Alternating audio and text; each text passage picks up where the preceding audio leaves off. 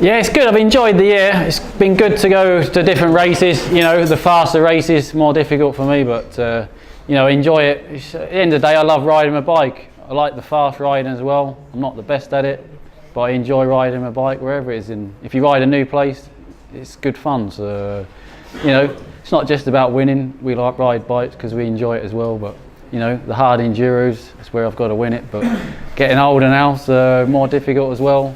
Even in the hard enduros, the younger riders are getting a lot better, more experience. So, you know, if I can keep riding at my age, enjoy it and make a living, I don't need a real job yet, it's cool.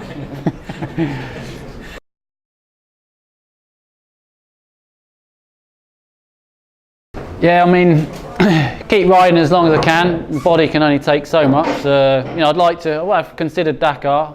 Not to go out and win it, but you know, just to see what it's about and for my own satisfaction to go and race something different and see what's there. And then I'd like to get into cars, but you know, the opportunities might not come along.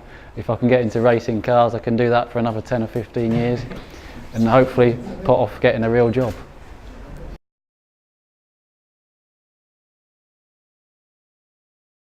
Maybe 3 or 4 years ago, you know, this was the case. I could go to, before the race I kind of knew I was going to win, but now, you know, there's so many better riders and the younger riders are getting a lot better and, you know, fitter as well, and it becomes more difficult for me. So, you know, getting older, it's harder to train so hard. The body can only take so much, but you know, it makes it interesting as well. You know, it's good to see young riders coming through and riding well, and makes it more interesting, I think, for spectators and, you know, people following the sport. To have more competition and more riders, it's good.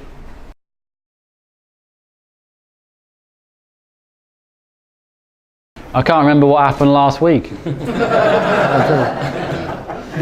I'm actually in the process of writing a book, so I was obviously trying to remember what shit happened, but I just can't. It's difficult. I have to like Google myself and see what happened in what year, and you know, it's difficult to.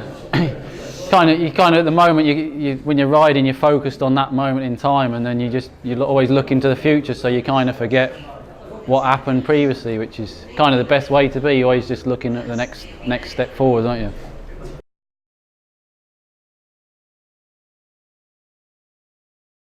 You know, keep off the beer and you know, try and eat good, and then obviously train hard as well. But you know, stay motivated is the key. You know, doing different things as well. And I enjoy training as well, but mainly riding? No, probably as I get older to kind of do less riding and more, you know, fitness in the gym and stuff, and just trying to stay healthy. And yeah, that's it. You know, old injuries, you know, niggling injuries, just trying to keep the aches and pains to a minimum. We're basically the same. I have also bad knees. Yeah, that's it. You have a chance. Probably similar level riding as well. I guess not.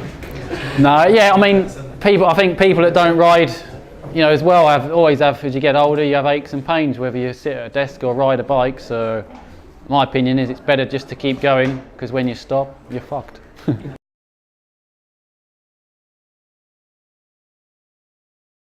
For מועדון זולו לוח דושים גדולים.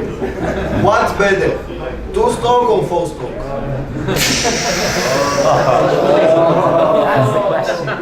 You can't put me on the spot like that.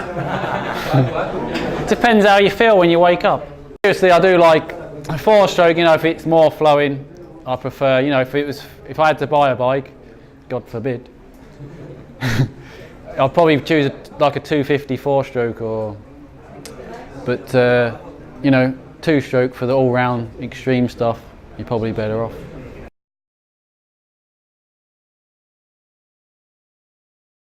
החלטנו להביא את שופ רייסגיר מישראל. אני לא בדיוק זוכר את כל השאלות ששאלת אותי במכה אחת, אבל אני כן יכול להגיד לך שאכן מדובר במותג בינלאומי שנכון להיום אפשר להגיד שהוא מוביל את החוד העולמי בכל מה שקשור להארד-אנדורו. הוא נכון, הוא קיים משנת 91. ההיכרות שלי עם המותג הזה היא איפשהו קצת אחרי שגראהם ג'רוויס בשנת 2014 התחיל לרכב עם המותג הזה אחרי שהוא עזב את, אם אני לא טועה, זה היה קלים, הוא היה רוכב עם קלים, ואז הוא עבר לשופ רייסגיר שהם סגרו איזשהו הסכם עם הסקוורנה העולמית, וזה קרץ לי, זה עניין אותי, מאז ועד היום.